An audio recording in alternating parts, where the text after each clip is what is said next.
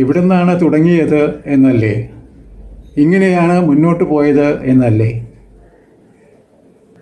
ഭാരതപ്പുഴ നീലിമലയിൽ നിന്ന് ഉത്ഭവിക്കുന്നത്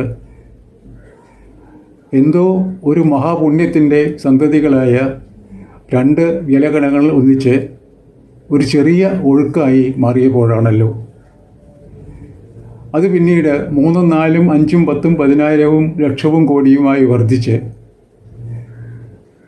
ചിറ്റൂരെത്തിയപ്പോൾ അതിന് രാമാനുജാചാര്യൻ ശോകനാശിനി എന്ന് പേരിട്ടു.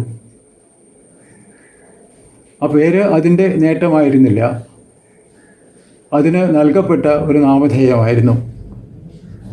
പിന്നീട് അത് കുറച്ചുകൂടി പോന്ന് മങ്കടപ്പുഴയായി,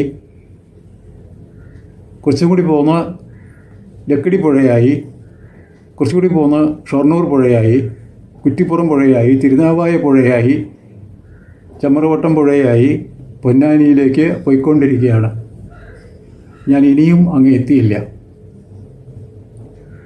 ആ ശാന്തതയ്ക്ക് വേണ്ടി, അഴിമുഖത്തെ ശാന്തതയ്ക്ക് വേണ്ടി നിത്യപ്രാർത്ഥനയിലാണ് ഞാൻ.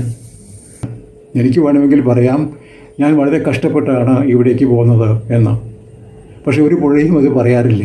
കാരണം പുഴയ്ക്ക് അറിയാം തനിക്ക് പോകാനുള്ള വഴി അനേക ആയിരത്താണ്ടുകൾക്ക് മുൻപ് അവിടെ കിടന്നിരുന്നു എന്ന്. ഞാൻ അതിലൂടെ ഒഴുകുക മാത്രമാണ് ചെയ്തത്. പലപ്പോഴും ആ ഒഴുക്കിൽ ചില വെള്ളപ്പൊക്കങ്ങളോ എടുത്തുചാട്ടങ്ങളോ ഒക്കെ ഉണ്ടായിപ്പോയിട്ടുള്ളതാണ് എൻ്റെ കുറ്റം. പുഴയായി ഒഴുകിയത് എൻ്റെ നേട്ടം അല്ല എന്നർത്ഥം.